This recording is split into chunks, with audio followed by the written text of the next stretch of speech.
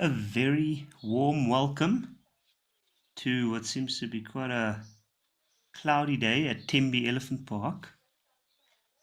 And from all of us here at Wild Earth, we'd like to say a warm welcome. Thank you for joining us this afternoon. I'm Jaapie Potgieter and I'll be your host this afternoon. And I'm very, very excited to see what Friday's got to offer around the pans. And from what I can see, it looks like we've got most of the elephants around this area. There's one or two that I can recognize.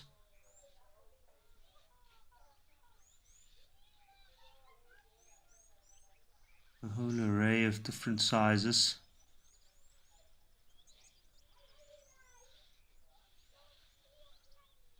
What a beautiful spot. You can clearly see distinguished hierarchy here with the elephants with the bigger tusks and larger size off one side, having their own little spot, and then the little ones banding together. Now, Kim, good to be, it's very good to be on board, and well, hello to you too from my side. I'd just like to remind our viewers that you can send your questions to wildearth.tv/questions, or you can scan our QR code. And then, of course, you can also join the conversation at YouTube, at FC, or at X, formerly known as Twitter. You can just use #WildEarth.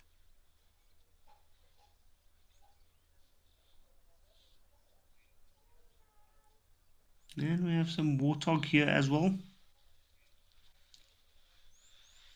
An elephant that seems to have separated himself from the rest.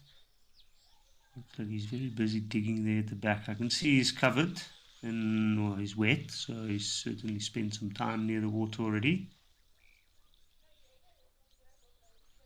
Penelope Kenyon, thank you very much. And hello to you too from Wild Earth. And I'm sure we'll have lots of amazing sightings to enjoy this afternoon.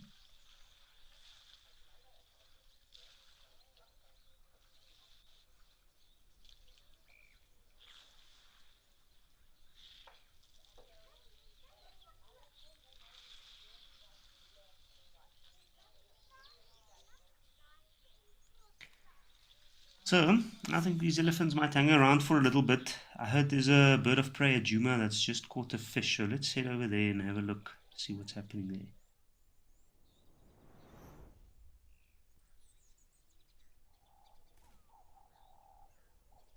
Aha.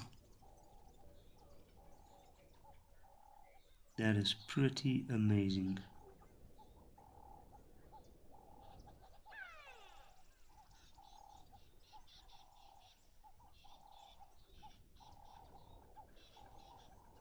I thought I saw this bird here the other day, but that is quite an interesting looking bird, and in this particular form might not be as clear to what it is, but I'm sure a lot of our viewers would know quite well. You see this bird in its adult plumage. Well, this is a juvenile fish eagle. And it looks like it's got a decent sized fish there. Now, I'm not sure exactly what. It looks a little bit flattened and pale, so I'm assuming it might be. Yeah.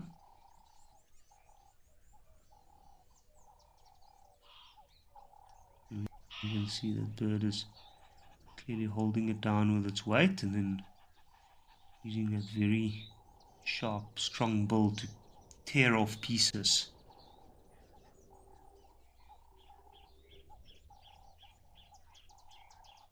Kim Faustino, good evening to you. A juvenile osprey? No, it looks like a juvenile fish eagle to me. But that is certainly the one bird that one can confuse them with is an osprey. I am very, very impressed by the fact that you regard it as a juvenile, and I'm assuming you've taken that from the little bit of white plumage in between the darker plumage on the wings, which is often an indication of a younger bird, that's for sure. But yeah, they certainly do look quite alike.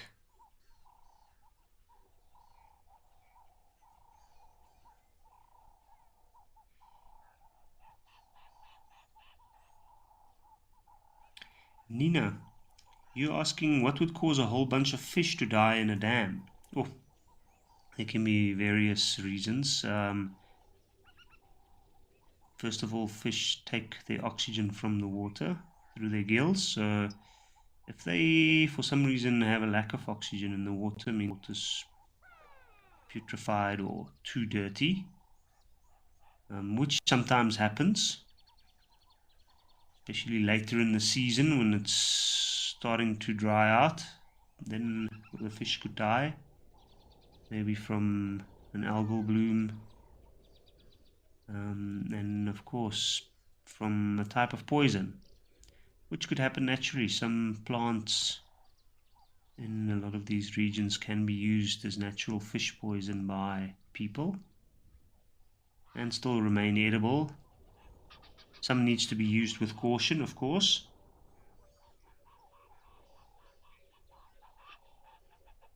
Catherine, this dam is indeed a fish feast for a lot of creatures. It is indeed. In the last 3 days, actually, we've been very lucky with some incredible birds feeding on fish sightings. It's 3 different species now. Juvenile fish eagle. There was some I can hear greater honey guide calling in the background.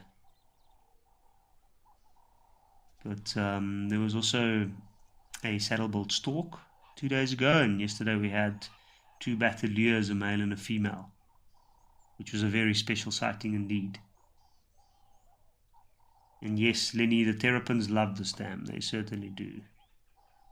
They also thrive in these conditions. All they need is a little bit of water to keep themselves wet.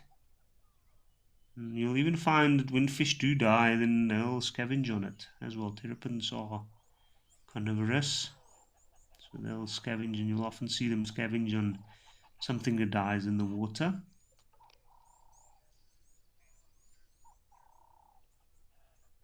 And Penelope Kenyon, the fish dying at Juma, they would certainly be taken by some of the birds.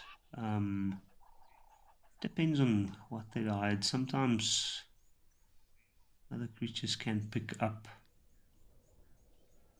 if it's not natural, but of course in this particular region I don't think there's any risk of poison or anything like that. I think this might just be the time of the season, and due to the lack of oxygen in the water at that level.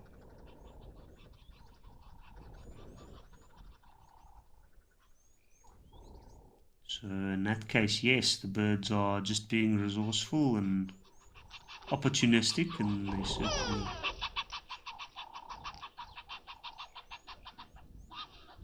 taking it. Now I can hear some birds alarming.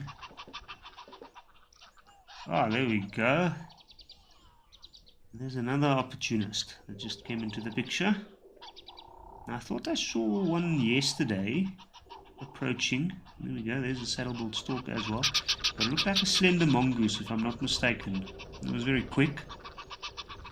And they are also quite opportunistic, and that might be why some of the birds are going crazy, although occasionally they also alarm at some of the larger birds of prey.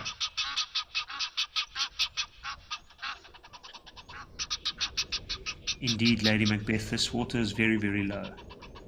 And that's why all the sediments, all the debris, everything go and settle down there. It's very easy for this water to get muddied up.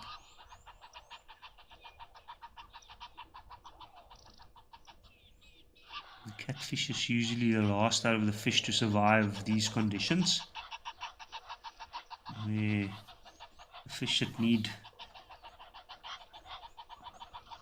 or prefer either flowing water or that need cleaner water is tilapia.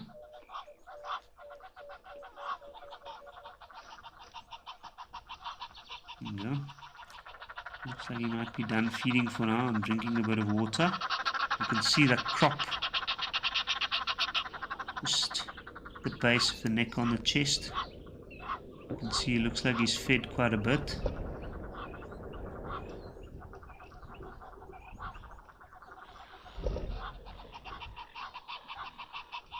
Lenny, you're saying you're very glad that we don't have smell-o-vision.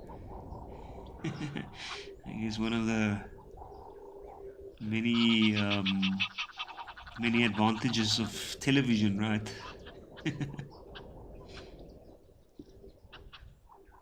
Must be quite an interesting smell.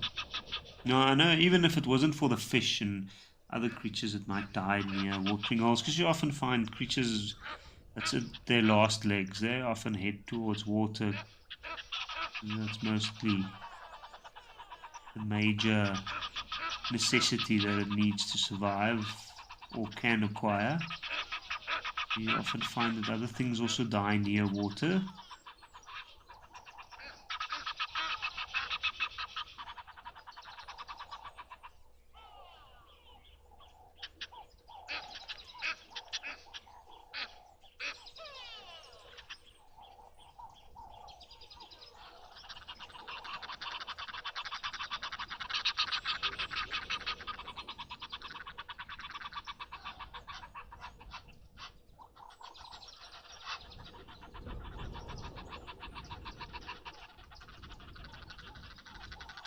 You can see that this bird is quite curious as to what's going on and a little bit nervous because of the other birds making some noise. But that was quite a special sighting. So let's leave him to... Oh, he might take off. There we go. There's more fish. So while he investigates that fish, I think we might head over to Onguma where we've got an ellie.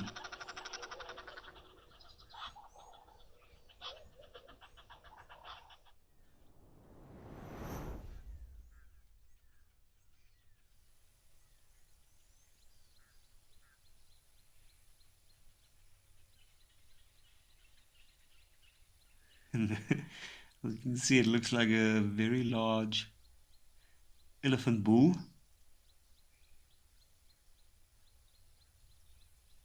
In quite a relaxed position. I can see it looks like his back left leg is just sunken in there. And from the looks of it, he was taking a bit of a mud bath there.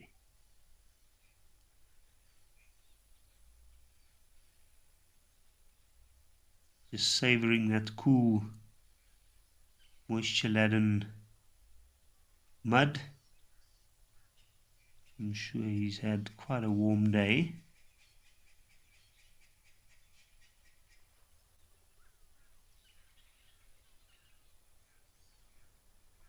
You can see the trunk just rolling over the eyes and the face there, probably removing some of the excess mud.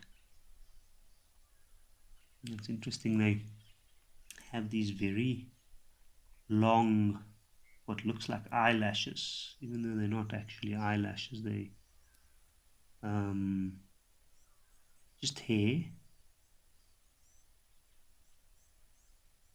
that sits in the place of the eyelashes. They do have nerve endings, but they're very, very long, and they aid in the protection of the eye. An elephant is an interesting creature, especially with its with the anatomy of its eye. And they often remove what excess dirt and debris they might have picked up while feeding or while mudding themselves. and then remove it with their trunk.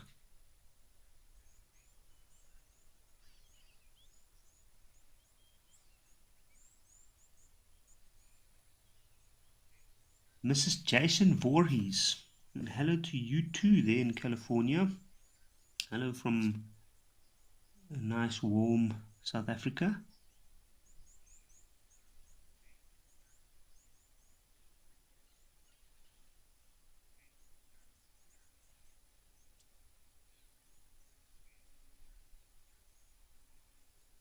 See the tip of the trunk moving.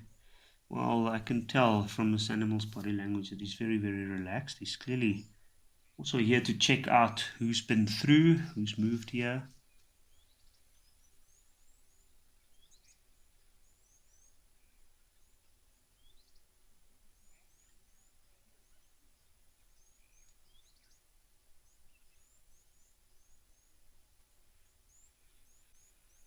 Nice big bull this. Huge bulk. I'm quite impressed with the size of that neck. Look at that. He's using his trunk to scratch right there in the corner, top corner of his left ear.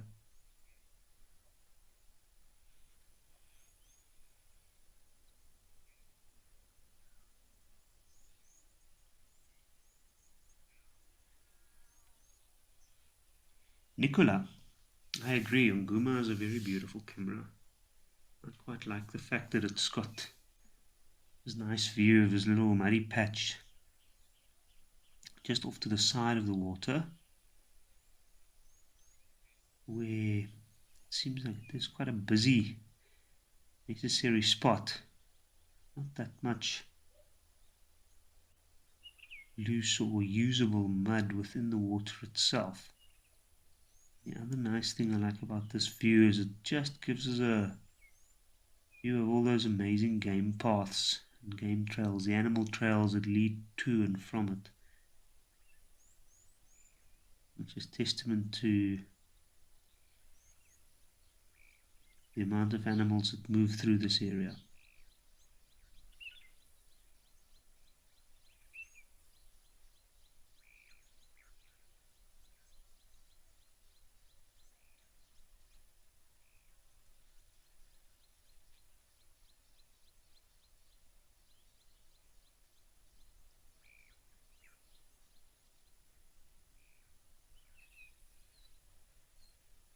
I don't know what he was doing there. I mean, there could have been something there that he's just unrooted to feed on. I know there's a lot of these little shrubs that elephants might feed on, but let's see if it was something or if it might have just been mud.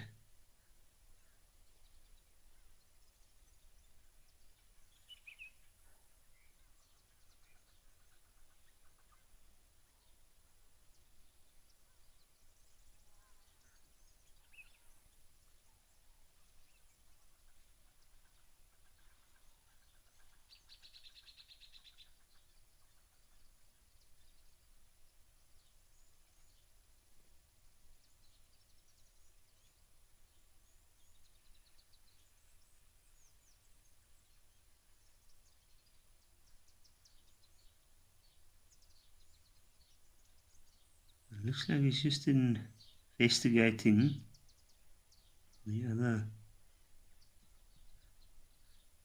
little pools. And by the looks of it, it does look like the tracks of other large elephants that's been in there. You can see how muddy his feet is, and we saw how deep he sunk in. And that's why those roundish patches around him filled with water. That could be where another elephant's moved in. And of course he's using that incredible sense of smell of his just to pick up whatever chemical cues have been left. He would be able to recognize some of the other bulls moving through the area. Potentially it's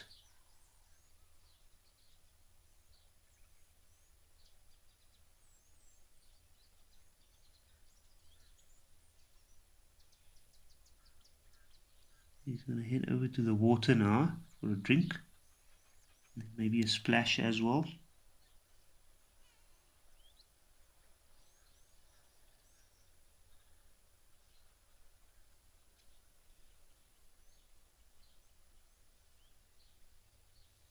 And then we have a springbok.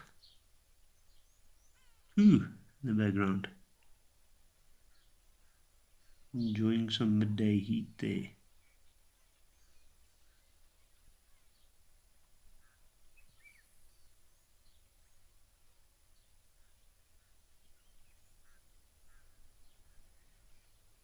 What a beautiful, relaxed scene here.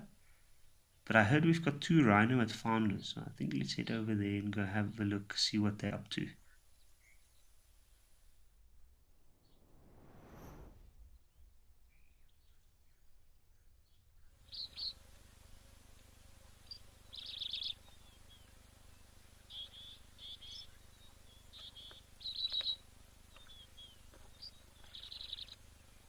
What an amazing sight.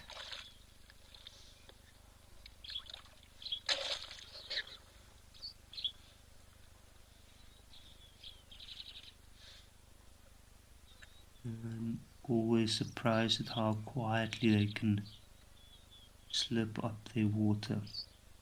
Standing dead still.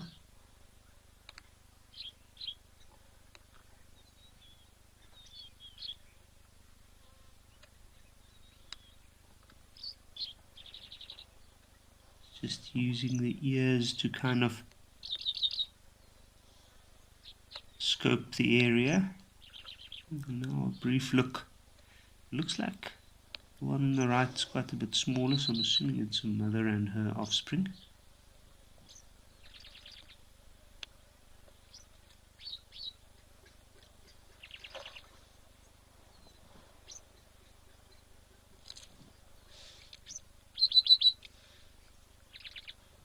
A larger offspring, already at the age where you can see there's a clear bit of a independent streak. The gap between them shows that that little one is slowly but surely broadening its horizons. Although it won't stray too far from a mum.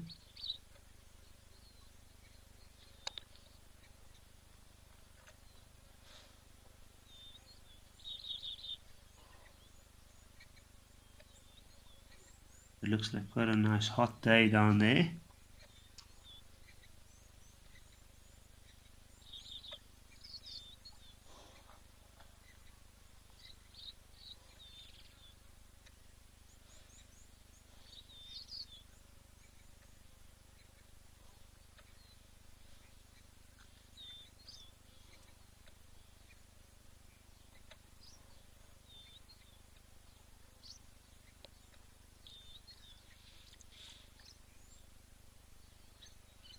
Quite serene. I can see they are looking up. The little one, funnily enough, is just gazing at his mother or her mother, and the larger one looking up and just scanning the surroundings.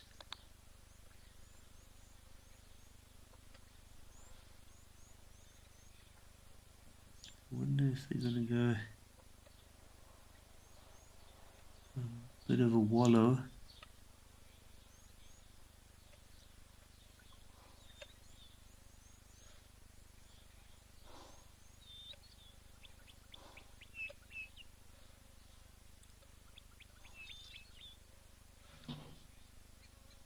Kim Faustino, you love a white rhino, right? Yes, indeed. 2 beautiful white rhino in all their glory. What a majestic animal. Very, very unique animal.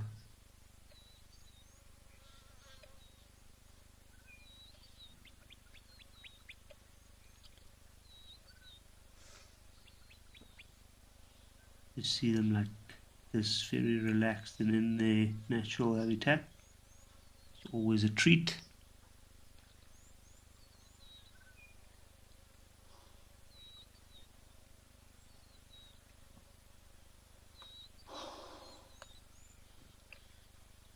it wasn't for the nostrils flaring and the heavy breathing of the little one, you would hardly even see that it's drinking water.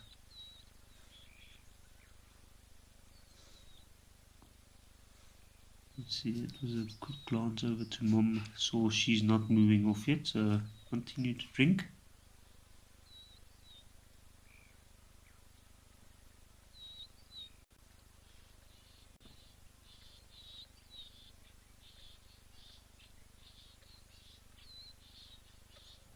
And there we have the famous dead tree and the rubbing rock.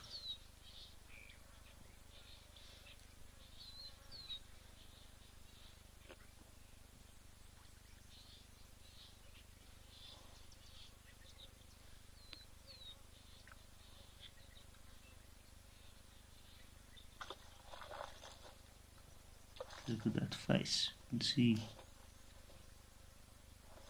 the heavy flat lips, long head, very big ears.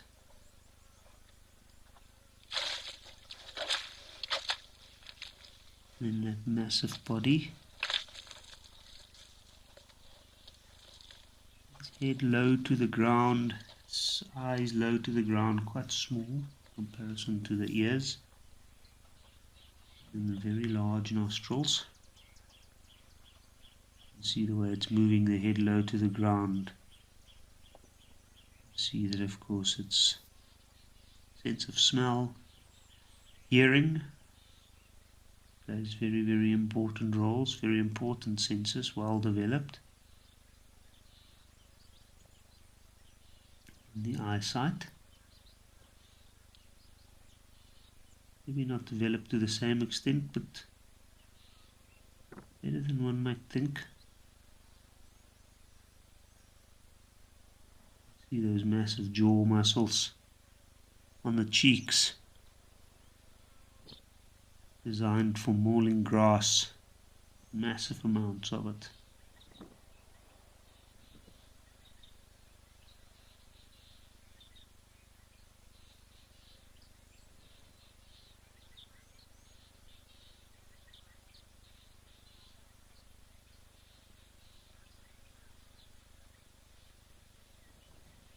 Just look at those, that thick, extremely strong, almost armor-like skin. We can see the excess folds here clearly, and we can see just above where the shoulders are on the back side there. Now, of course, these extra folds help to keep moisture. There's an increase surface area that help the animal maintain some of the coolness from the mud it rolls in. Very sensitive, but then also really tough, as we can see. It's a good scratch along the shoulder. The areas that they can't reach are not very maneuverable.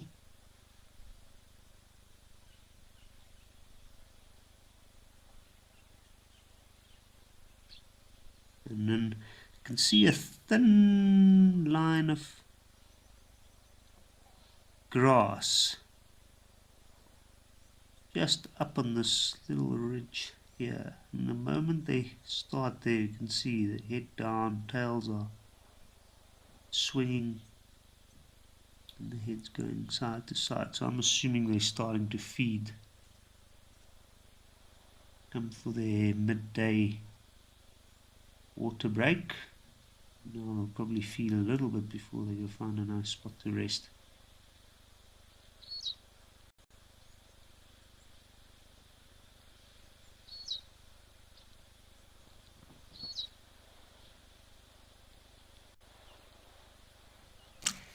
That was a very, very nice catch up with those white rhino. But as they've moved off, let's see what Africam's got as a towel this afternoon.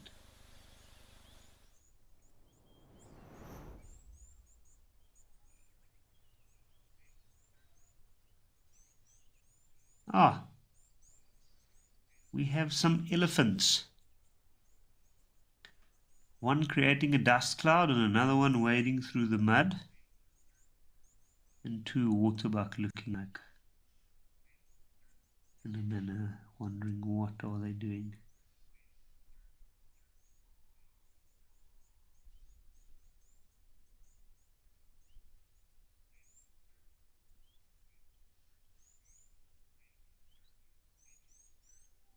This is pretty amazing. You can see this elephant right in front here is making space for more while eating. I'm sure this moist green grass is a welcome, very, very welcome addition to its diet.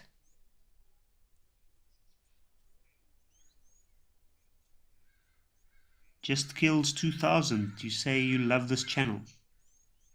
It is pretty amazing to be able to get a glimpse of these animals around the watering holes in the middle of a day is something very, very special.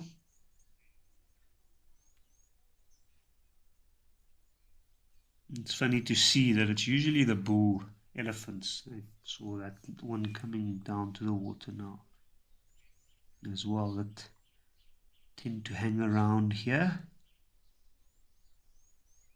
and using the cool mud. Of course, for them, they don't mind encountering other bulls and elephants around the area. Sometimes for the herds it might be a little bit stressful, so we find that they tend to stick around for a little shorter than the males.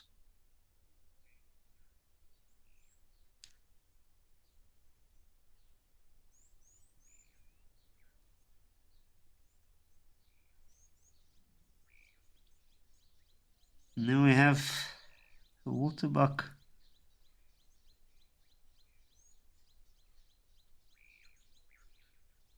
Having a little bit of a tussle there. I think the mud's a bit of a odd spot to play around like that, but it looks like two younger bulls. So I don't think it's too uncommon for them to size each other up like that. Let's see what happens.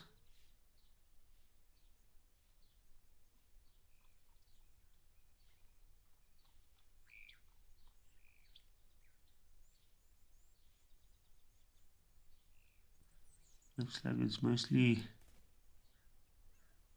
a men's club around this part of the water this afternoon. I can see there it looks like it's even been drying out over the last few days. And just in front I can see there used to be these shallow puddles of mud, which now looks to have moved further back to around this section. Still quite deep though. You can see that the elephant is right in there, right up to his belly.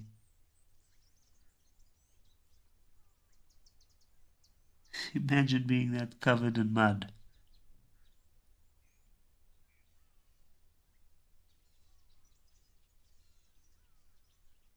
And then going to go dust yourself like the one up on the bank.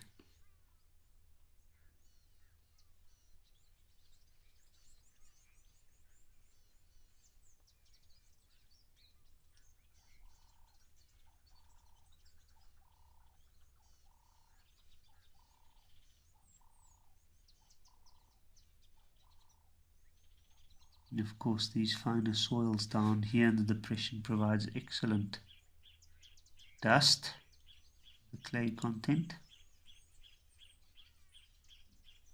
And that animal is quite well protected from the sun and the heat.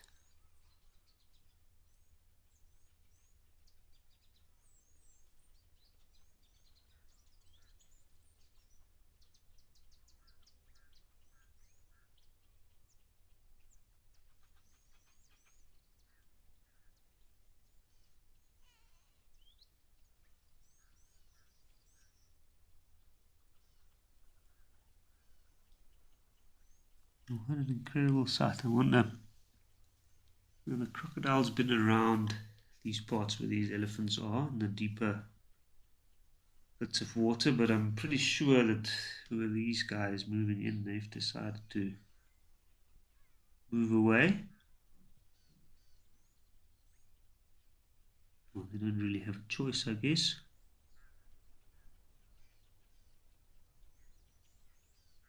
Elephant certainly has the right of way.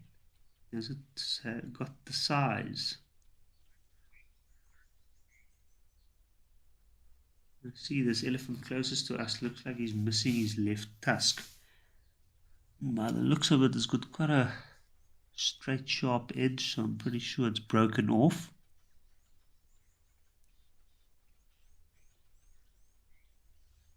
Must have been quite painful. I mean, the tusk is still a tooth like any other.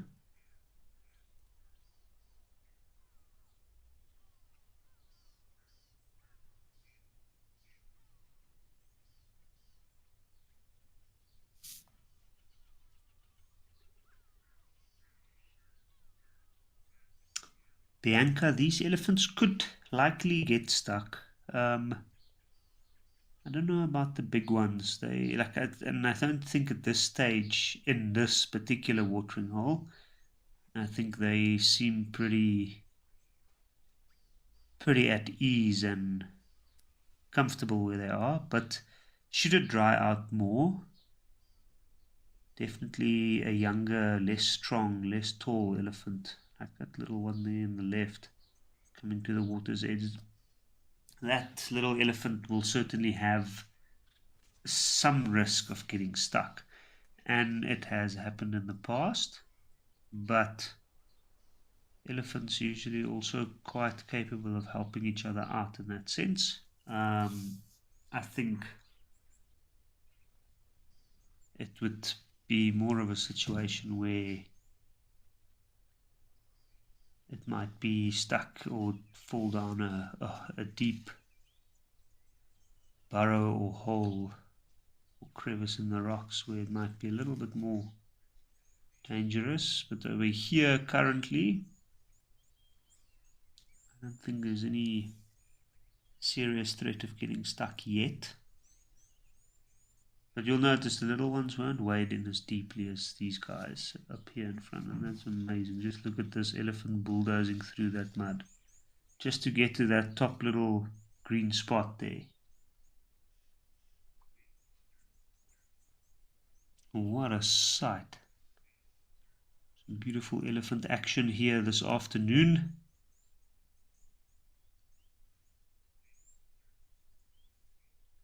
And while we looking at this, amazing opportunities to get to see them this time of the day, I want to mention to our viewers about a wildlife photography trip with Danielle Carstens. That would be next year in September at Mashatu Game Reserve in Botswana, and it would be for 4 people. Some of the major talking points would be the use of the underground photo hide at the new Lala Limpopo sleepout, and the hides on the dam, and the dam was previously known as Pete's Pond. So what an amazing opportunity to get to photograph animals right at the water. It'll be very appealing for most of our viewers, and of course the accommodation is beautiful. It's got aircon, and then of course you'll be with professional photographer Danielle Carstens, and she'll be guiding you throughout while you have exclusive use of a special photographic vehicle. And the best thing about it is you can get on the ground training while on safari and taking incredible shots like this. Some close-up encounters.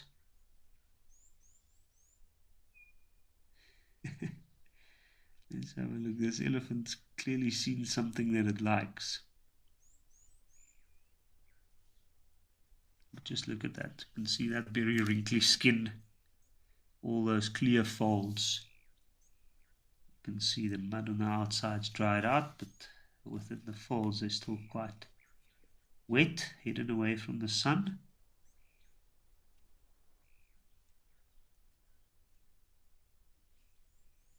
Now I find it quite interesting that there's a few of these much younger elephants just kind of just moving on their own, but I think it's because it was all the cows just move off to the right. You can see that bull elephants kind of wandered over in interest. Notice that she wasn't too interested, and now I was just standing around deciding what to do.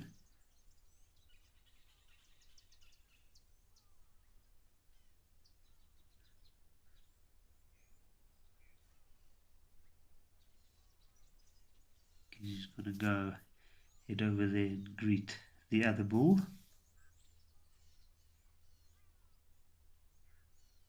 Doesn't seem too interested currently.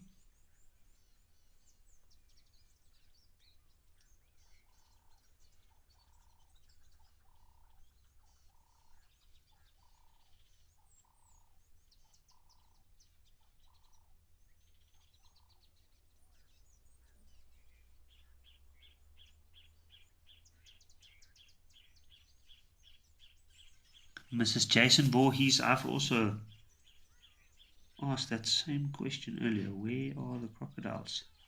I'm sure they're there. I'm sure they've just moved out of the way of these gentle giants. They don't want to have to move regularly, because if they should be too close to the elephants might take an interest in them. And that can be quite irritating, to say the least, for a crocodile enjoying his midday sun.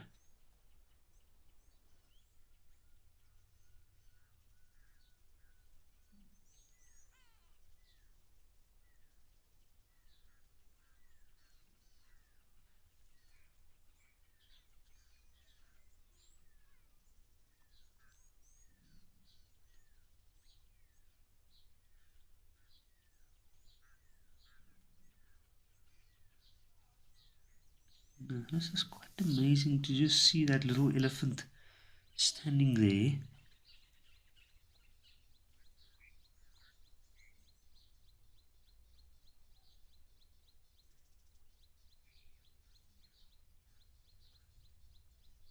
His mother's clearly moved off already. And you can see larger bulls are taking a bit of an interest, not too much.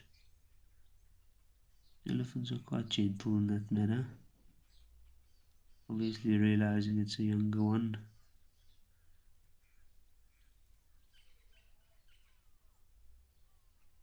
And Donnie, you're asking if elephants have a breeding season.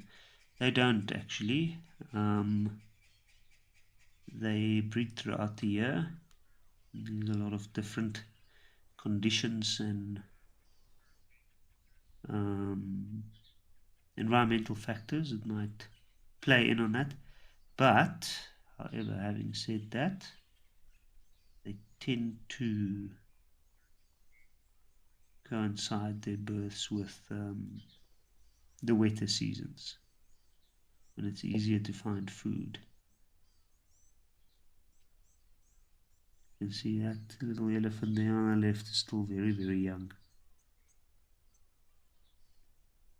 There's a clear age difference here between these two. The other one's already got its tusks out.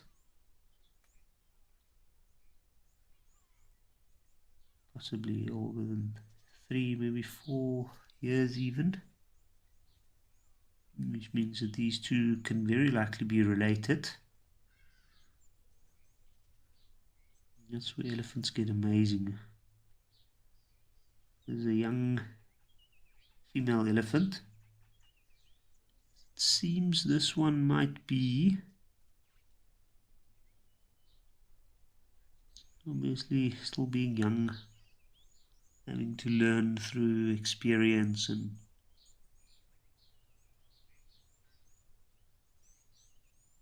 not fully grasping the realities of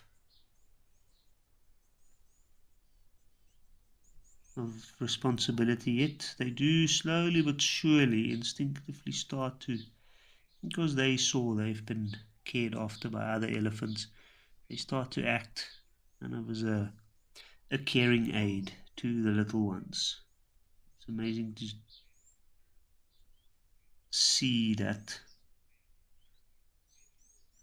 motherly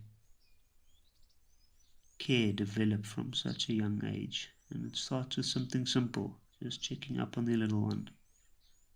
Often have quite a tactile relationship, just touching them with the trunk, standing close, just making sure that they're okay.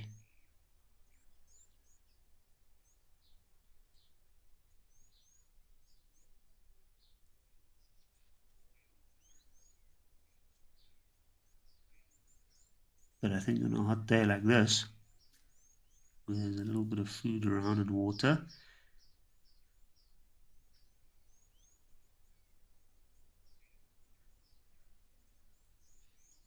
there might be a little bit more personal interests that gets piqued here. Look at that, carefully stepping onto the wet mud. Would like to get some of that greenery, but it realizes that the mud's very wet and slippery. Ooh, and there's a nice big bull elephant.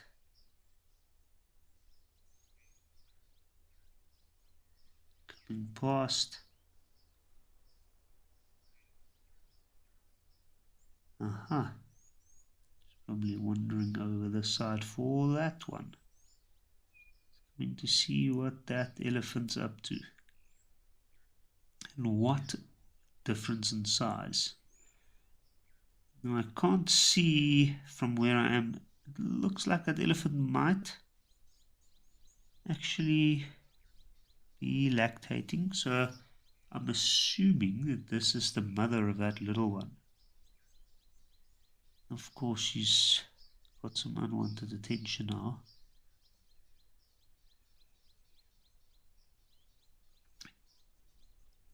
I mean, I also love this band. I think there's so much happening here. And I like the crocodiles here. Even though we haven't seen them yet today. And Nick, I love the baby elephants. Just look at that little one. We see these four elephants standing next to each other like this. We can clearly see the differences in their skin as well. The smoother skin of that very, very young one. And then slightly rougher skin in the older one. Oldest female having the roughest skin, and then that big bull even more so.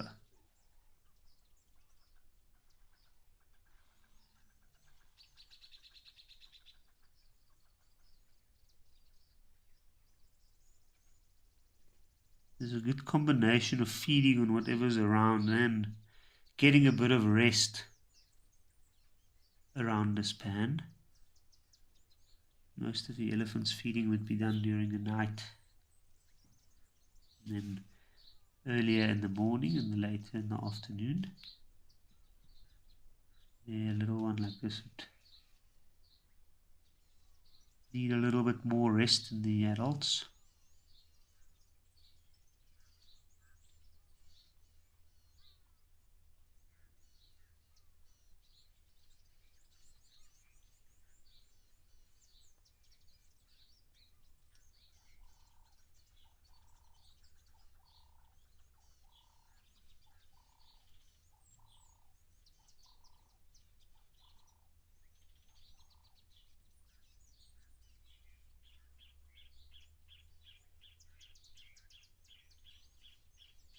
Can see what looks like the two black cracks running around in the foreground,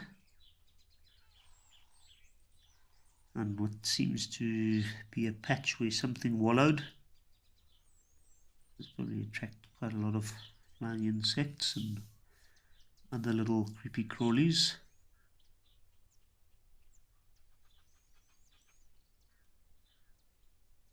It's amazing how long the muds of these pans where it's drying out can keep the scent of these animals, the large herbivores coming down. Often you can smell when you're getting or approaching a pan, even if you are quite far off from it, and even if there's no water and it's dried out, you can still smell that former animal presence. Just imagine that little elephant. You can see it's just dragging its trunk all along. Imagine all the new and unknown scents it's picking up there. Investigating.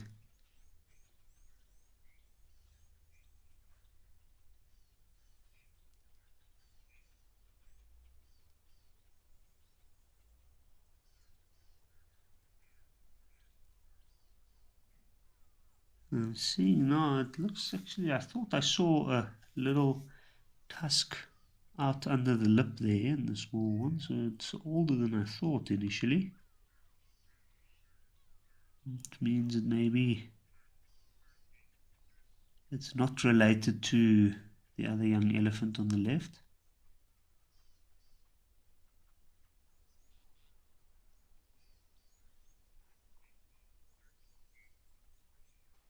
Also, judging from the size of the mother,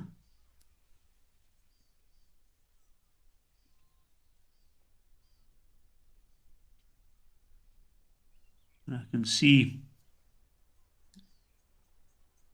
that bush has had its fair share of attacks from elephants. You can see in the top center there, it looks like some branch has been broken off. Whatever greenery is left on it gets utilized here and there. Usually clear signs of elephants feeding.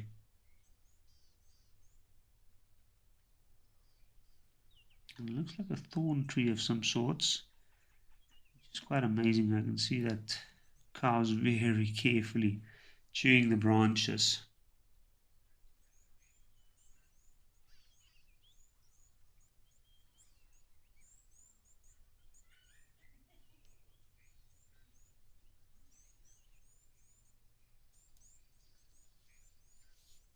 What a casual feeding session here. I think let's leave this little group. We head over to Onguma, where we've got another 2 elephants.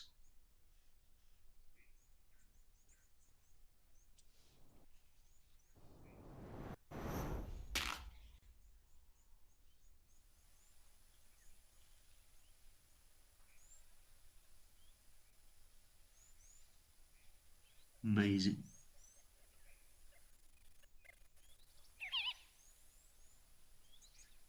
Another 3 elephants.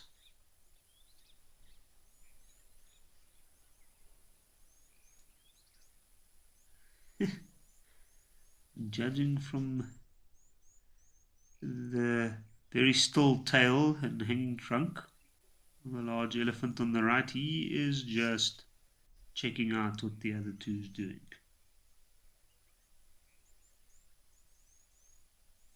Let's see. I've got a feeling he might decide to head over their way. If that doesn't happen, maybe that one might move over towards him.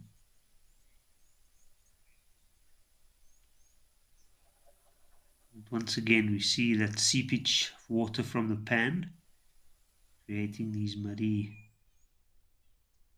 sub-patches off to the sides of the pans are very, very popular and, of course, very, very useful to these large elephants out here. Candace, you're asking if elephants are monogamous. They're not, actually. It's a good question. It doesn't have a straightforward answer, but in short, no, they're not. Generally, we find that the females, older females, their offspring, they travel together in these family groups, or subfamily groups. Whenever those groups get too large, you might find that some of the other older females might break off from that group, establish their own group. They take care of their own. And then we have the young males. Now, once young males reaches puberty, usually not too long, within a couple of years after that, they go into a must cycle, which is a period of hormonal upheaval with testosterone levels going sky high. And then they think they're at the top of the world, and that's when we have a situation like this, where they encounter much larger elephants. You can see this one approached that big bull with a very healthy amount of respect.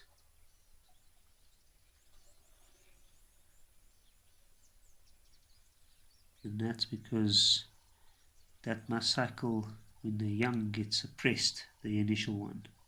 And then they might or might not hang around with the herd for a little while longer, but eventually they become more independent and they will move off and spend a bit of time on their own. But if they're younger, they'll usually join other groups of bull elephants with similar interests, and that kind of forms this learning school where they'll learn from the larger bulls and also from their peers, the bulls similar in age, where they might kind of find their strengths. And that's quite interesting. You can see this the big elephant in the middle's turned his head slightly, that one approaching now. Didn't even turn when the other younger one approached. Just kind of like a nod of respect.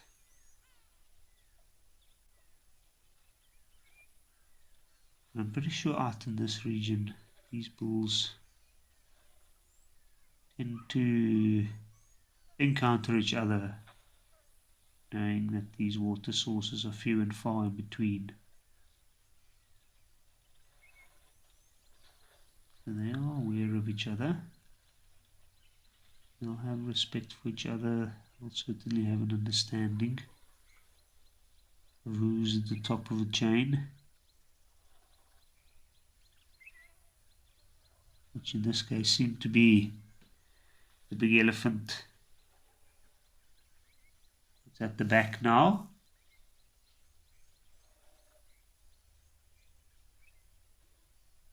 It's incredible to witness these subtle acknowledgements of social rank.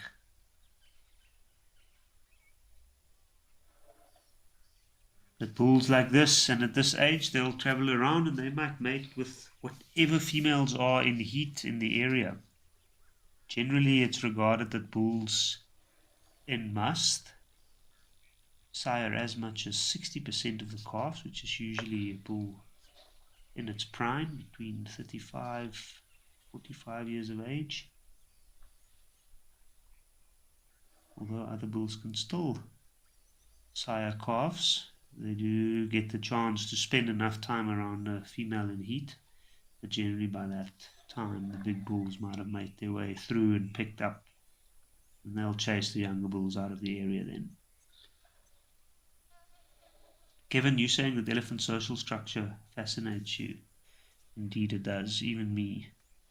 They are of a higher class mammals, which means that they have way more complicated social structures, and in some regards even regarded to have cultures, meaning that different elephants in different regions have such uniquely adapted behaviors that they take on a cultural status. Other mammals that have something similar is porpoises and whales, the larger marine mammals.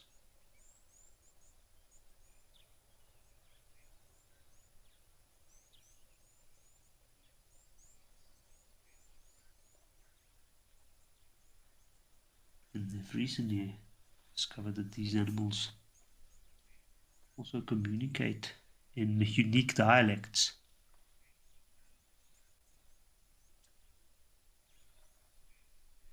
And while these elephants decide who wants to stand where around that bigger one, here we've got a very large elephant coming down to hold on you, so let's head over there and see what's happening there.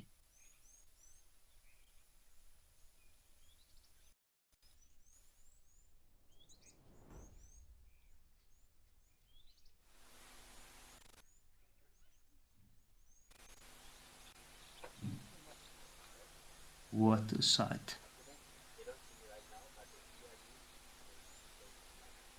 See just a quick glance, a swipe of the trunk. Take note of what's happening. And then to the water. Little taste.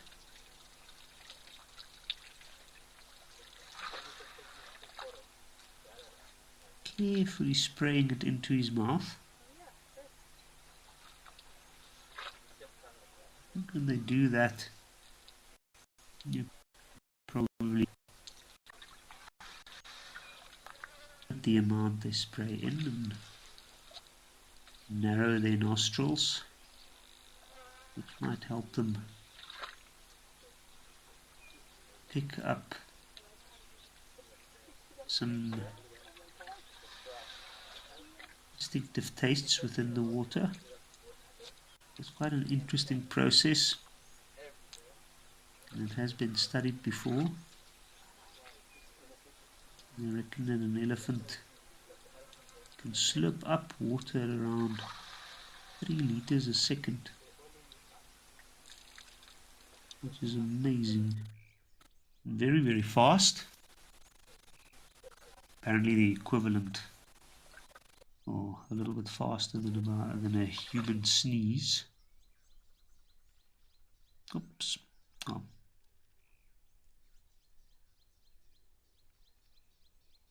So while that elephant, I'm sure he'll enjoy his drink, but we're back here, Juma. We have a saddle-billed stork. Let's see how that fish eagle has come on. Well, there's another saddle-billed stork. I wonder what happened to the other fish in that corner. I saw it just before we left it earlier. It was flying over and grabbed one of the other dead fish. There's a hammerkop, a woolly-necked stork, and a saddle-billed stork. And still one dead fish.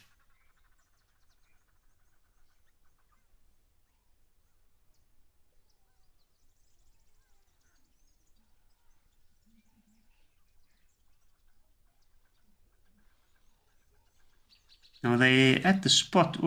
Okay, that woolly-necked stork came too close to the saddle-bill, but they're still at the spot where the fish eagle was. So I'm assuming that they are picking up some of the loose scraps that fish eagle left there.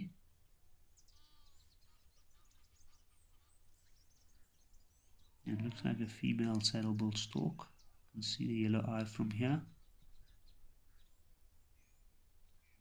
And the hammerkop is quite brave there, hanging with the big boys. You can clearly see that well-known shape of its head and why it's called the hammerkop,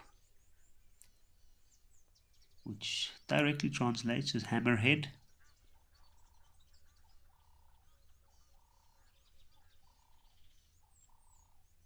I think that stork's had enough of it.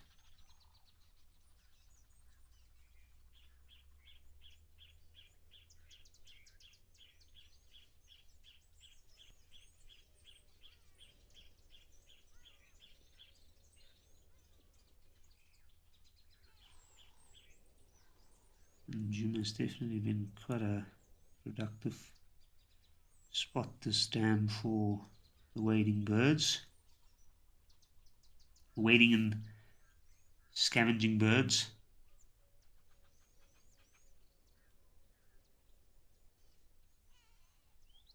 Mindy, you asking if any predators would come for these dead fish at the dam? Yes, occasionally predators would. leopard. I've seen leopard in the past. They come, sometimes they might take, ooh, the fish eagle's back. And there it goes, with a dead fish. The stalk almost looks like, it was like, what was that? Why did I not see that? That's amazing. Now it's flown off to the dam wall.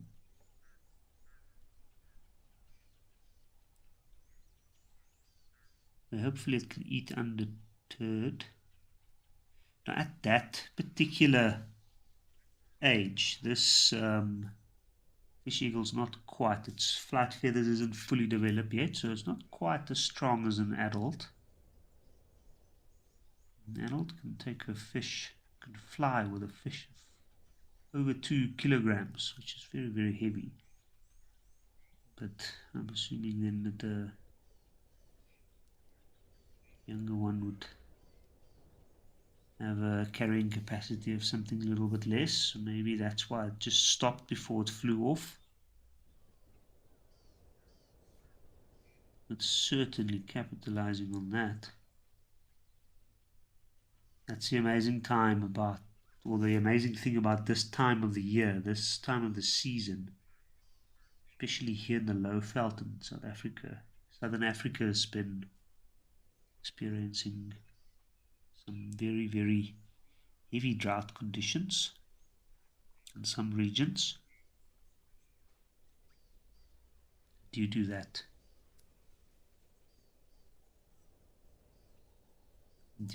we have quite a bit of animals, the predatory animals, taking advantage.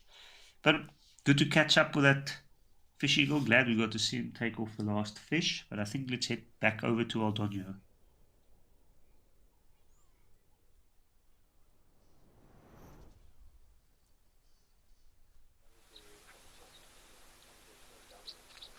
Aha, where we still have this elephant drinking.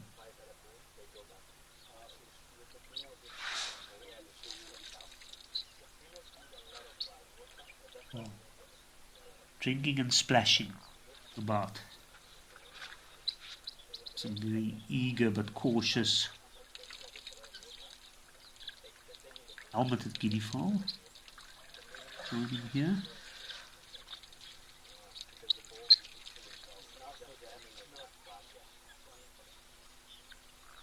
See one trying to drink there on the left, a little bit hesitant. Every slight movement that the elephant makes creates a bit of hesitation. Obviously this elephant's not bothered by them at all.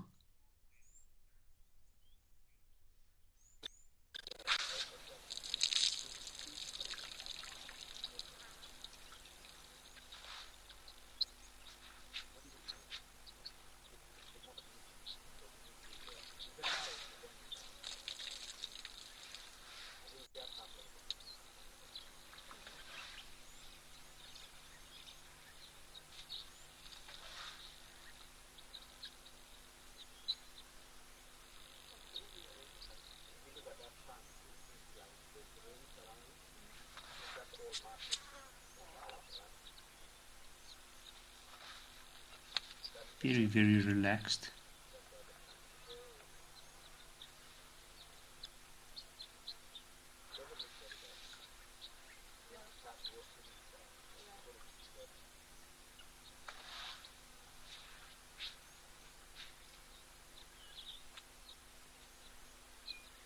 But it looks very hot there. I can see some clouds up in the sky.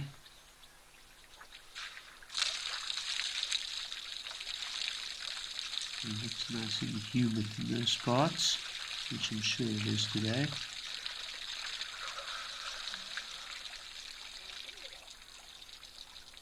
A nice big gulp there. Probably fully extended the nostrils.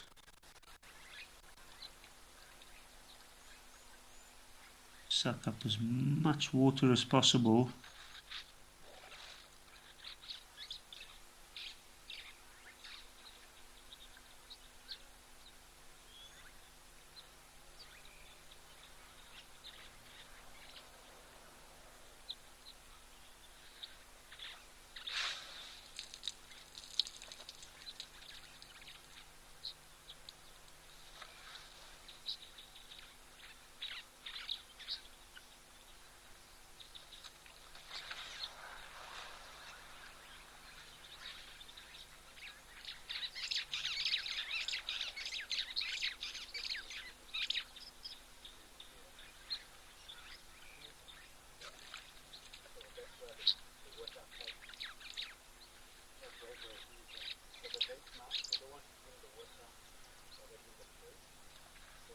elephant always takes a relaxed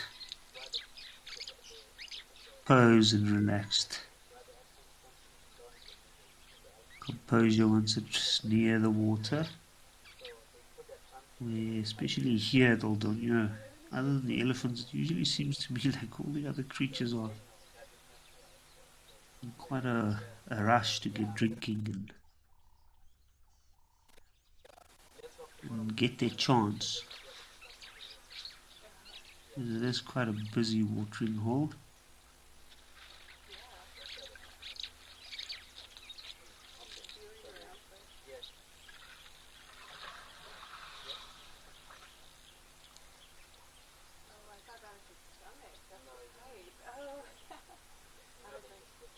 You can hear that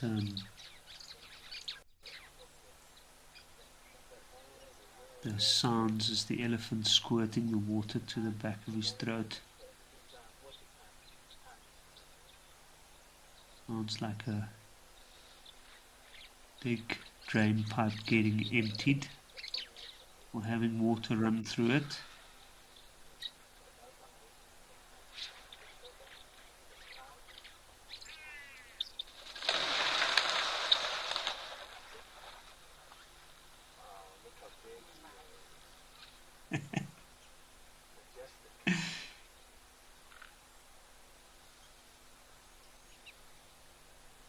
The sweet revenge of the guinea fowl.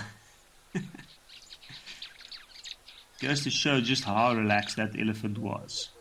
I mean, you can see the tip of the trunk is now investigating. He lifted his head, so he was checking that side, checked in the direction that they flew from. So his assumption would be that they're fleeing from something, or a possibility of something approaching from that side. Because he's been so relaxed, even though he paid attention to them, he didn't have a good scan of the surrounding area.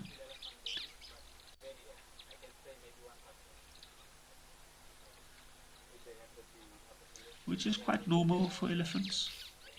Especially big elephant bulls, they don't really have much enemies.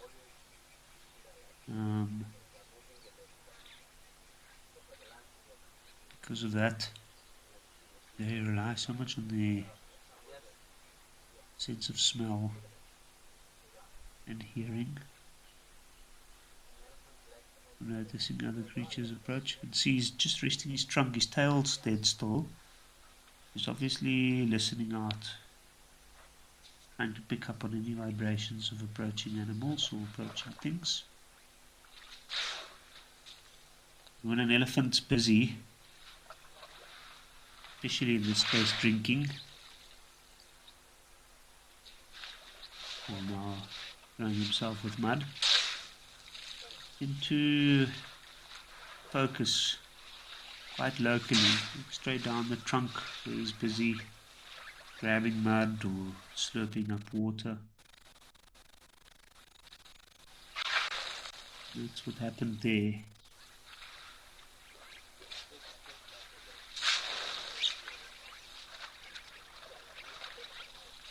A whole bunch of birds coming down to the water's edge.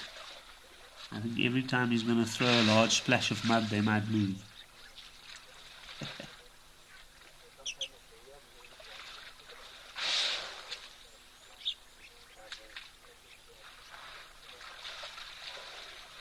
Cat fan, what a handsome fellow indeed. And while he's cooling off, I heard the two Ellies are swimming at Nguma. So let's go have a look and see what they're up to there.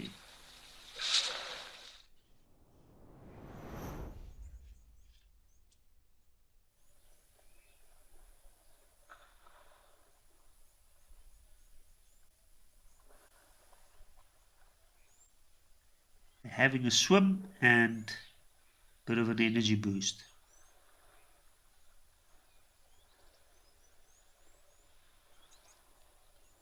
The perfect time to just play around.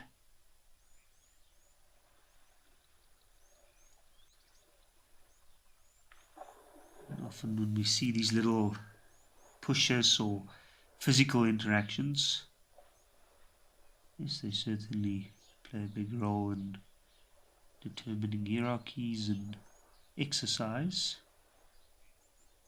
It also strengthens their bonds. They do have bonds.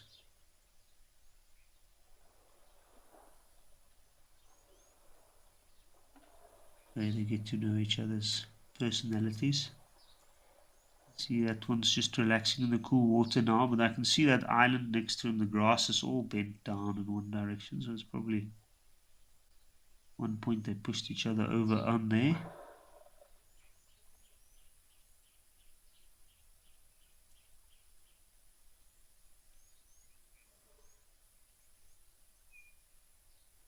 That was quite a nice interaction. Here we've got an amazing view at King's Camp. So let's head over to the Africa on that side. Ooh. And a herd. And the little one in the middle getting shoved off to the left.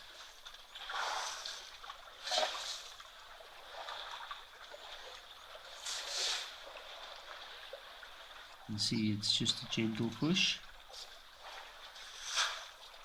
And it's clearly telling these younger ones to hang back once they turn.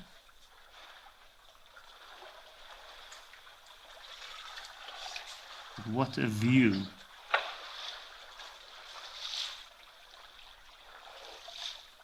Nice close view of the trunks. Look at all those folds. Close view of the tusks. This is a spectacular view.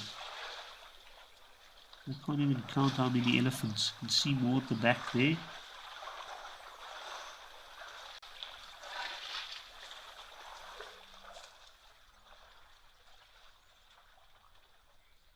Kev, I agree, this is incredible.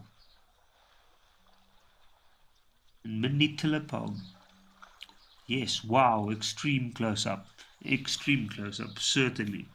Ooh, and I can see through the gap beneath this big elephant cow closest to us. There's a tiny little elephant just behind this young elephant closest to the camera.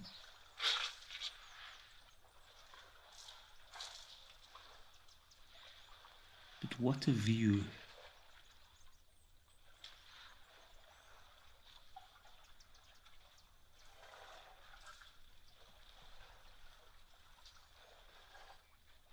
And the sounds are amazing as well.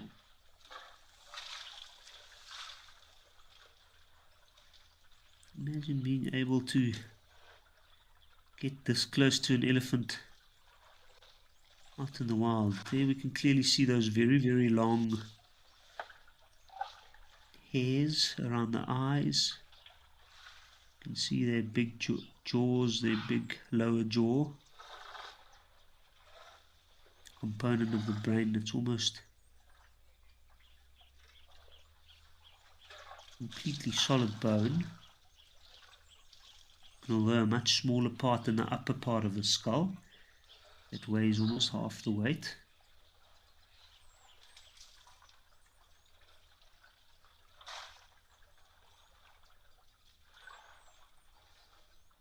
Which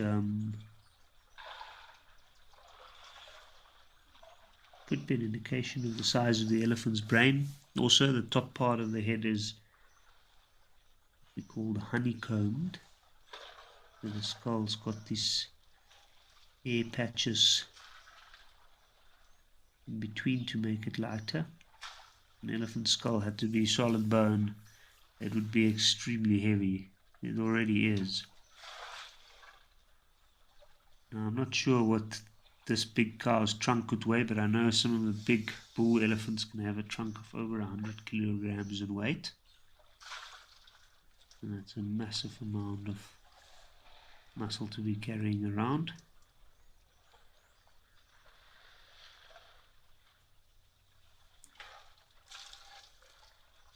Cat fan indeed, it's a screen full of trunks.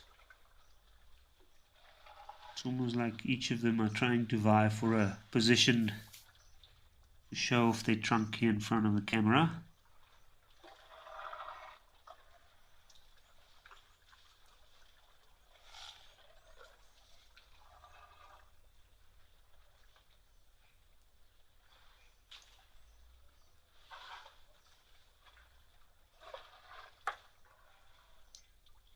There's big elephant hugging most of it. Every now and again just pushing the others a little bit off to the side, just making it clear that this is her spot.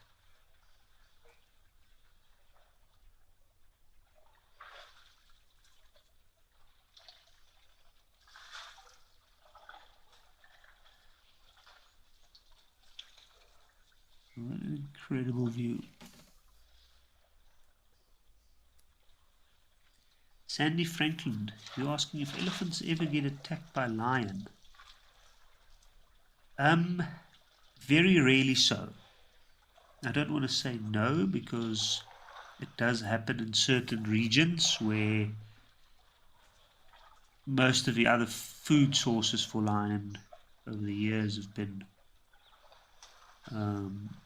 completely eradicated, and elephant numbers in certain areas just shot up so much because they're so adaptable that they're essentially the only worthwhile prey. I know there's certain areas where you could go that's well known for their large lion prides that hunt elephant, but having said that, very rarely would they hunt a fully grown elephant, if ever. It's highly unlikely that they would. But younger elephants, lone elephants, some big lion prides have developed strategies over time to hunt them, and that behavior kind of gets taught to the next generation, and so on and so on. One of the areas that come to mind now is Savuti, Botswana.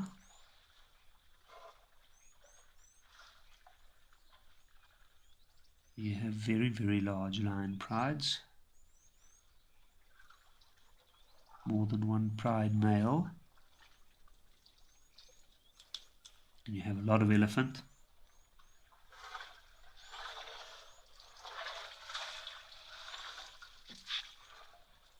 Catherine, I'm very happy that you've been fortunate enough to see an elephant skeleton, and a complete one at that. That's quite rare to see, to be honest. Usually the only time you get to see that is mostly directly after it's been fed on or it died.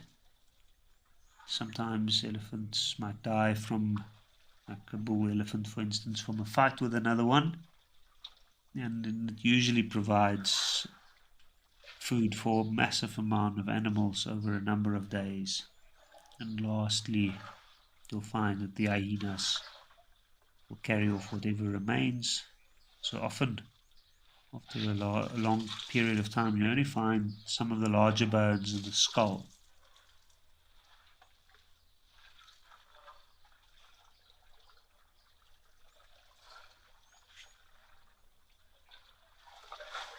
Prem Prakash Parikh, you're asking what is the life cycle of an elephant?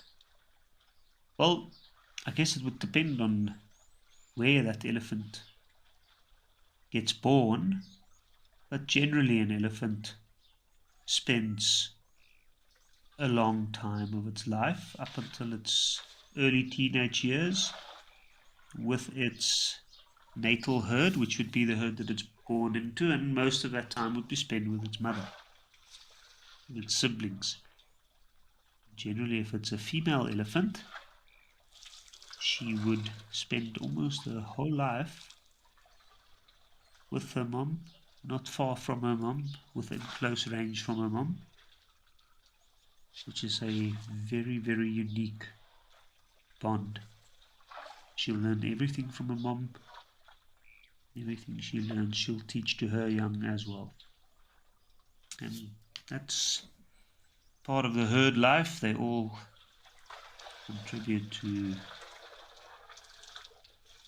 finding resources and caring for each other for the greater good of the herd. All the females passing down their geographical knowledge and resource knowledge to the next generation.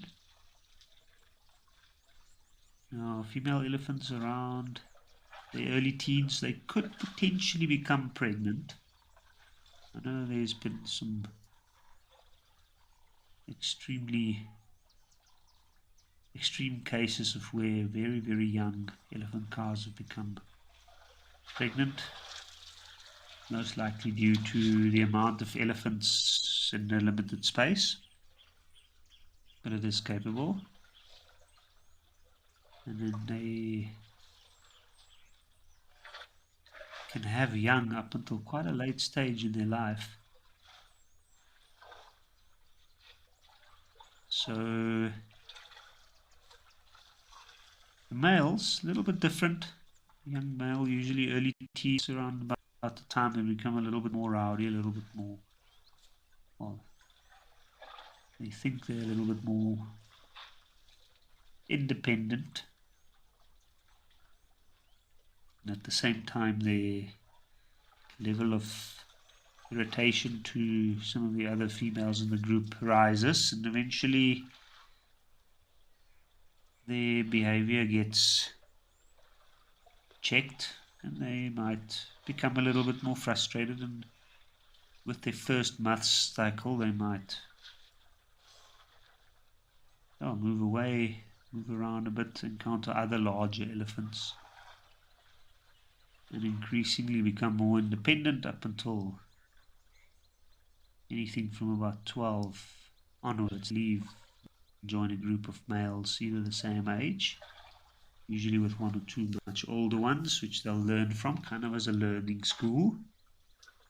And then from there, they'll start having a few years of mentorship almost, and eventually reaching a stage where they themselves become serious contenders for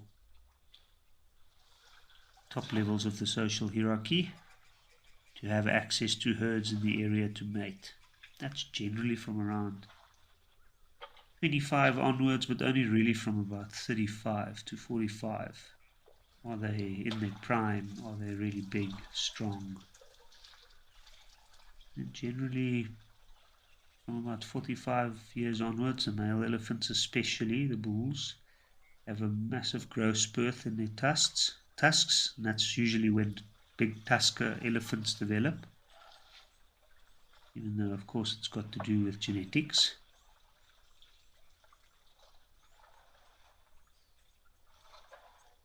And eventually in the wild they generally don't live much longer than 50. An elephant of 55 years in the wild would be extremely old. Cow elephants maybe a little bit longer. But throughout their life, at different stages, they'll have new sets of molars coming through and replacing the old sets. And at different stages in their life, they shed a few, but the last set of molars usually develop at around 40, 45, and that is their last set that the elephants will have. And however long that set of teeth lasts will determine how old that elephant can get.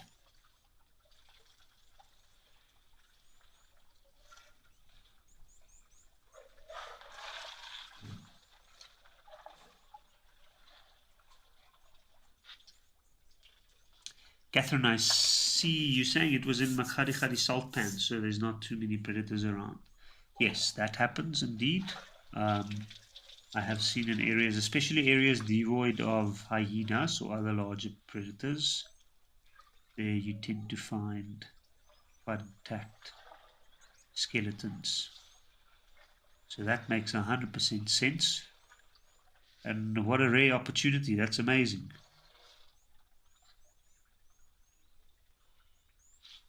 Danny reviews things. He's saying you could take a nap to the site. Well, I guess I could too. It's got very calming sounds, just of them slurping, and I'm assuming it must have been a very, very hot day because they are fully utilizing this water.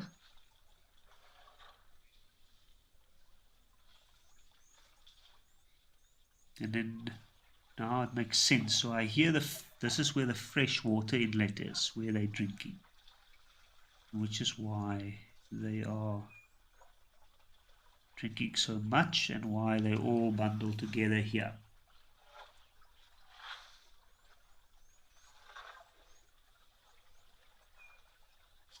So that makes 100% sense. I was wondering about that.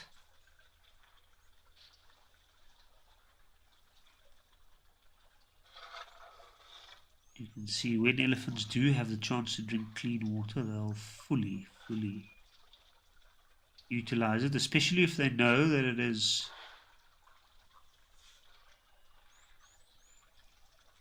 a regular source. So something's piqued this elephant's interest. You can see she's raised her head. But she looks like she might be one of the more senior females, if not the matriarch. Clearly pulling rank here, and rightfully so. I mean, she knows that it's a regular, constant source, and why not? And the ever-present hammerkop just moving through a gap there in the back.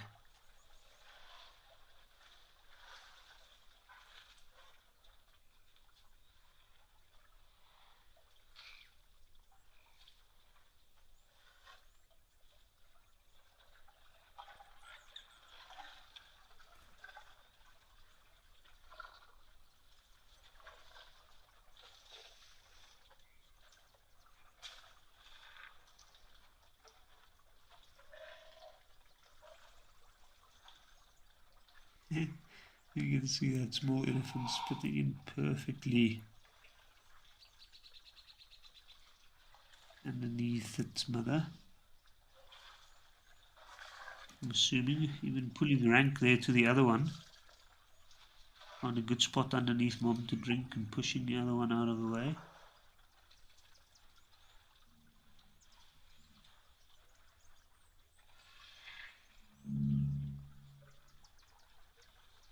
It helps to be smaller sometimes, but I think it looks like the cow's had her full, so now she's allowing this one to come closer.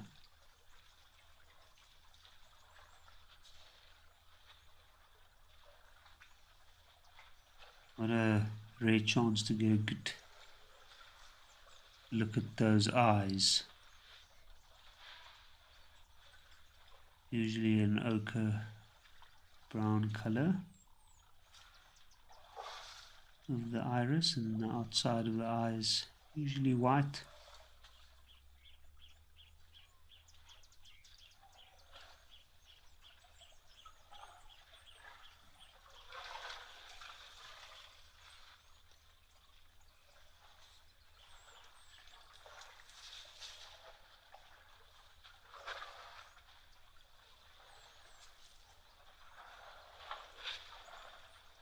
While we're here at King's Camp in the Lowveld, I want to tell our viewers about the Sabi Sands with Steve Falconbridge, which is a trip that will be held next year in February 2025, and it will be for 6 people. And of course, when you book this trip, you'll get a free ticket to Dream, which means you'll get a chance to join Wild Earth presenter in the broadcast vehicle during a live show. So that is an extremely unique opportunity, and certainly something that cannot be missed. And you'll be staying at Jackie Safari House. It's just around the corner from Juma. It's an exclusive use house. It's very luxurious, and if you're very lucky, you'll get to meet some of the famous animal characters in the area, like some of the leopards. So certainly a cannot miss opportunity. Now there sounded like a little bit of distress there coming from a call. Not sure why that would have been. Might be a little one was aiming to try and get a bit of milk, as they sometimes do after drinking.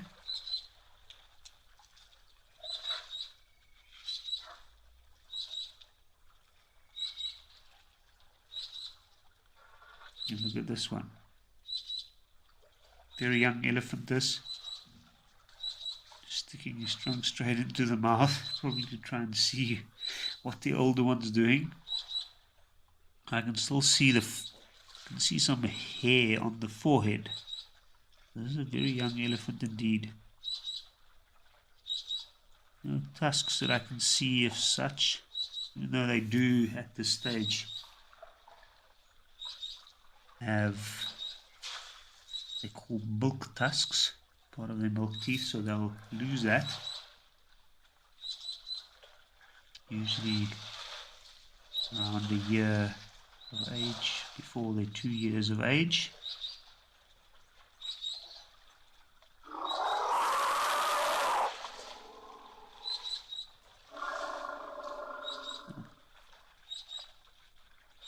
So call there to start moving, maybe a little bit of frustration in that call as well.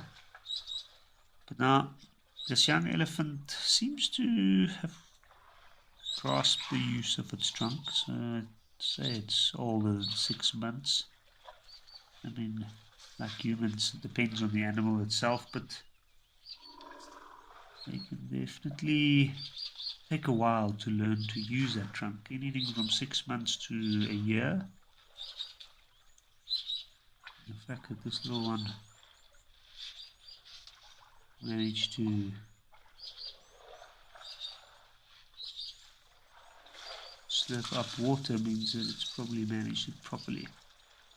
Now I'm assuming this elephant that's in the middle of the screen now is probably an older sibling or caretaker of that little one, judging from the fact that it didn't mind sticking its trunk into its mouth.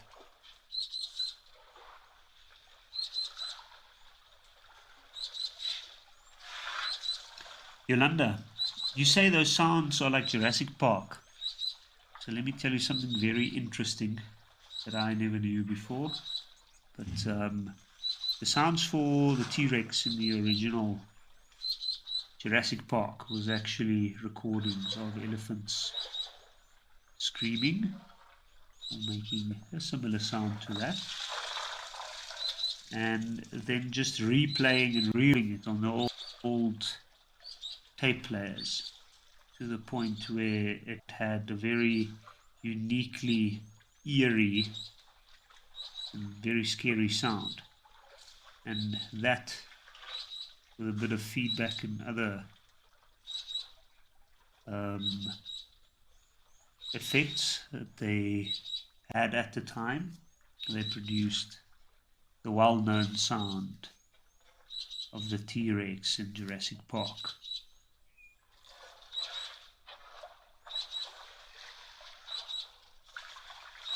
They use the sounds of whales, well, amongst other things, for the sounds of the large brachiosaurs.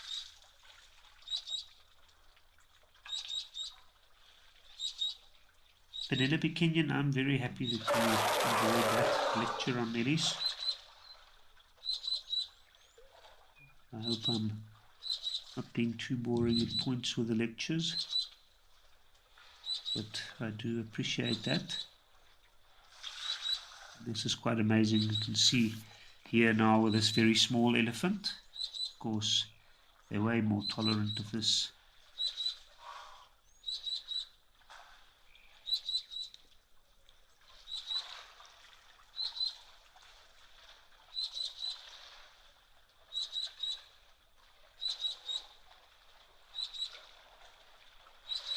You can see a small tip of a tusk pointing out there as that little elephant lifted its head.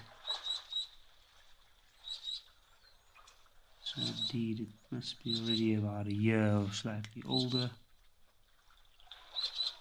But amazing how once this little one came into the picture, now all eyes on it, making sure that in these first few years where it's still small and not as knowledgeable, it gets all the care and support that it can.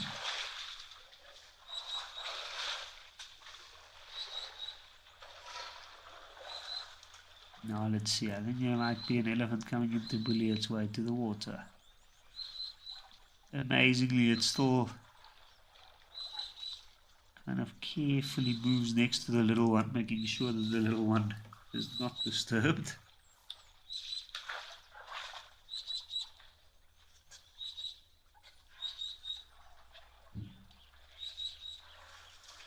Quite interesting, these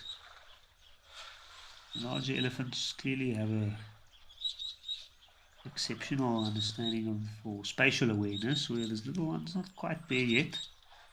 So they kind of give it a little bit of space to move around.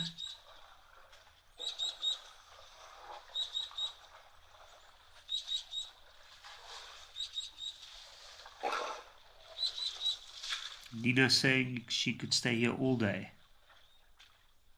Well, this has been spectacular this far. Now I can certainly stay here all day as well. But there, it looks like that elephant just kind of washed its mouth out first. Ladies Bean. Hello Elise, indeed. Wow, that is quite the view.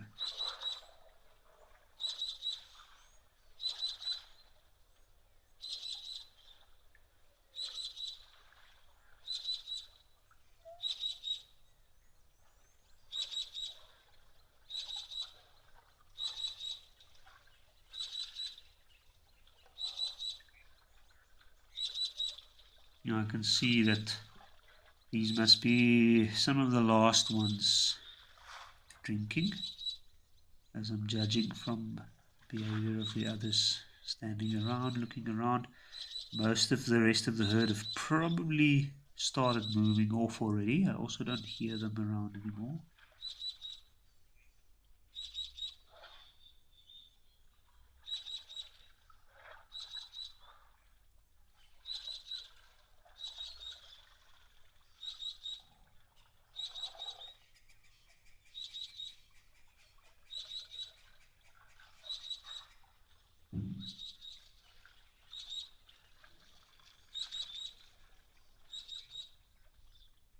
This is such a unique view. In the back we can see how dry it is. You can see most of the trees are still losing their leaves now. Judging from, it's difficult to say from here, but it looks like there might be a couple of knob thorns, maybe a leadwood. So I am assuming that it being so dry there, I saw when I was in the Timberwati in August, I saw that some of the leaves have already started popping out, and also some of the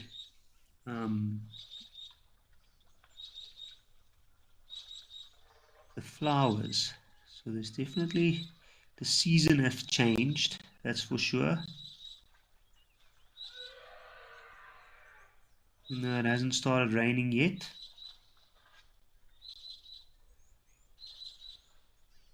But these 2 months of September, October, if the rain doesn't come, it can be very, very harsh. Very, very harsh indeed.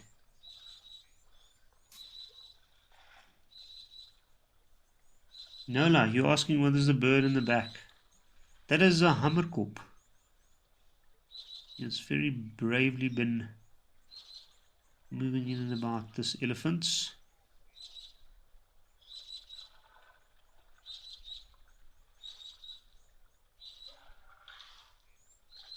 Taking advantage of the large bodies moving through.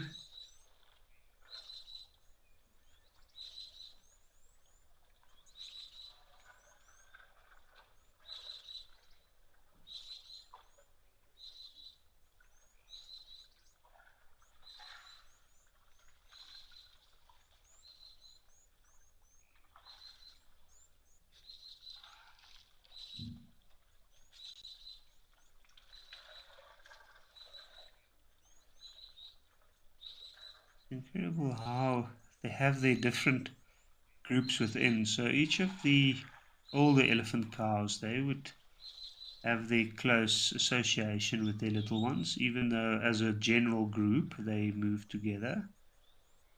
They do certainly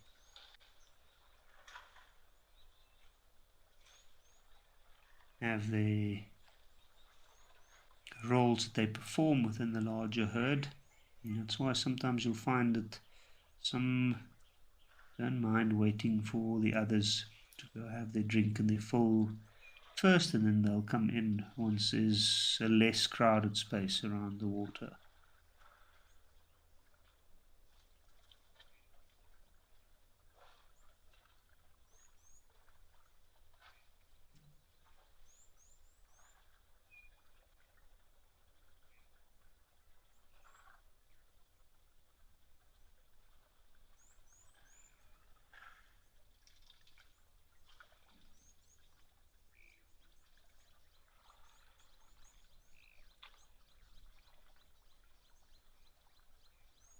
I wonder what this elephant on the left is doing. Literally looks like it's just standing there, waiting for these ones. I can see it looks like there's a bit of shade here as well, closer to this water inlet. It might just be taking a break from the sun as well.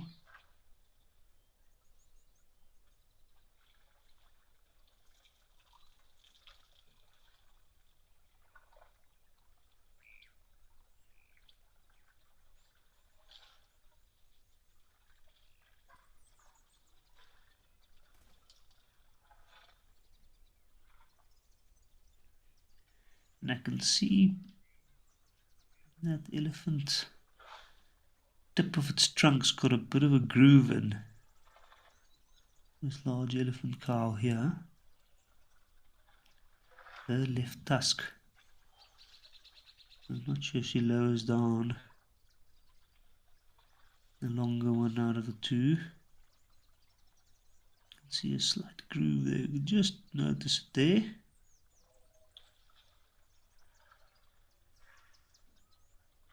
Quite an interesting little feature.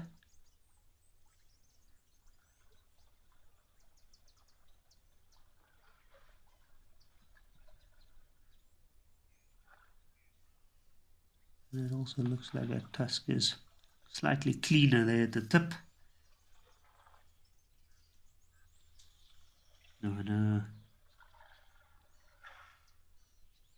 I've heard some reckons that it might be from stripping of bark, using that tusk regularly. But I've also noticed from my own experience, it's often from testing fences, wire fences specifically, often along lodges or fence lines along areas that elephants are excluded from. Some of the lodges have what we refer to as an elephant fence, which is mainly to keep them from coming into camp and eating the less well protected plants within camp.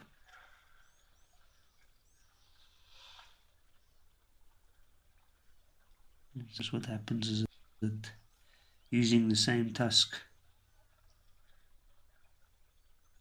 they create a little bit of a groove on the tip there.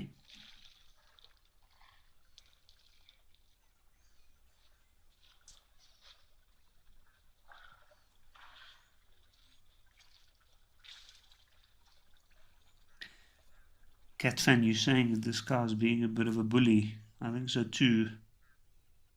But what might seem to us like her being a bully might also just be her being, or making sure that she's teaching the little one a bit of discipline, to know her place. But that was a spectacular view. Now we are back here at Ukukuyu, where we have some elephants. These guys are taking a swim. Or one's taking a swim. It's like completely sitting down in the water.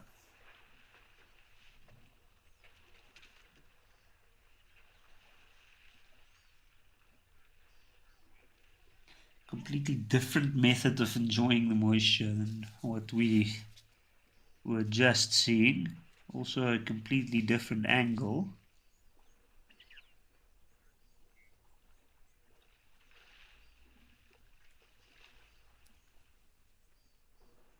Now I've recently gone to do a bit of research on this particular region around Okukuyu, and in the drier season this region is an area that gets frequented by quite a lot of animals, especially elephant. It's got a very productive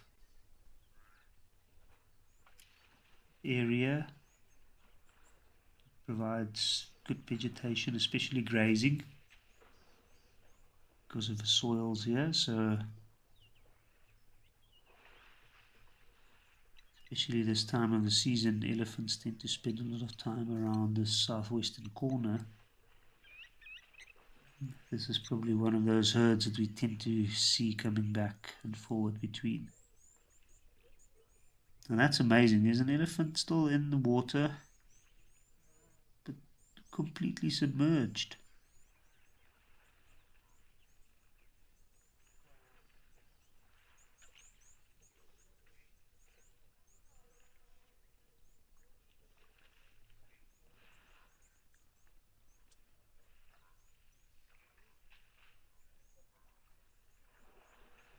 I wonder if the others are going to wait for him or let him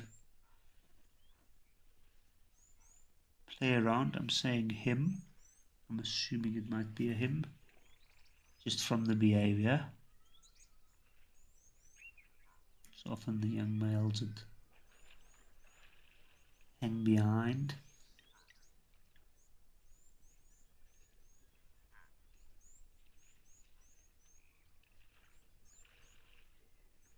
And here a single wildebeest is calling there in the distance as well.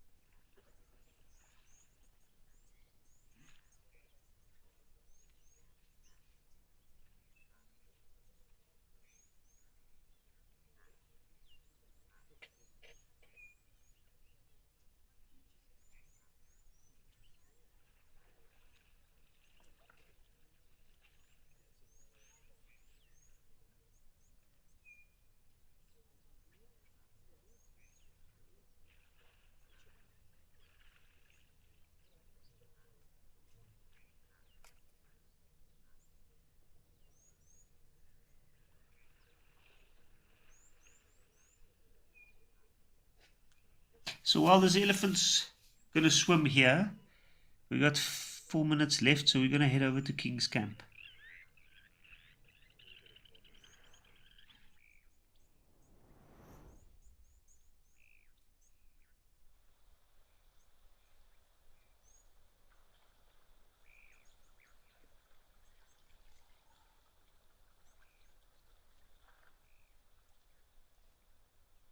This view is just priceless.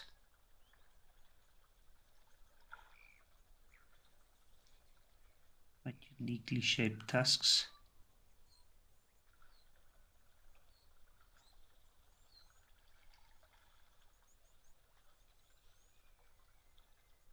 You can see some big stick nests up there in that dead tree.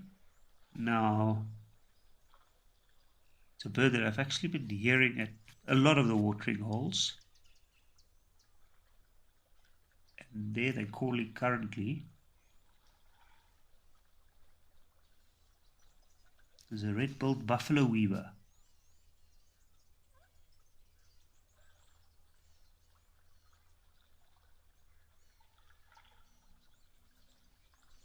Very unique bird. Make these large nests and they nest communally. And one male might have a few females they'll mate with. It's usually a good indication of direction, depending on where you are in that particular region. Generally north, northeast. But it might also just be a good spot this.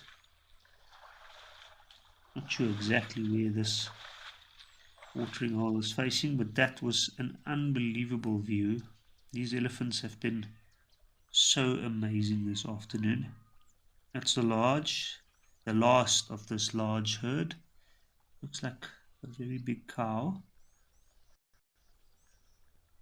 Now she looks like she's showing a bit of haste to catch up.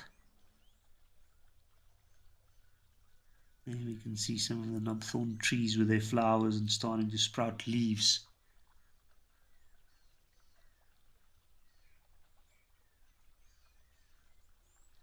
You can see the head bobbing, tail going a little bit quicker, so she's eager to catch up. But she had to hold the fort up until last.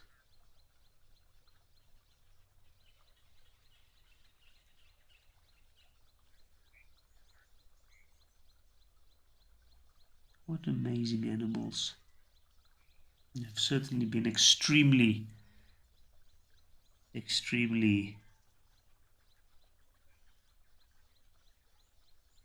they've certainly given us a very, very good show this afternoon. So it's been very nice of them. And I've had an amazing afternoon with all of these elephants and the birds, the fish eagle. And I'm very, very curious to see what the rest of the week brings us.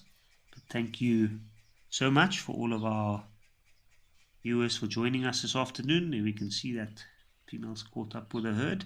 And I hope that you join us again tomorrow afternoon and that you stay on for this afternoon sunset safari. So from me, Yapi, and from everybody at Wild, I'd like to wish you a very splendid afternoon.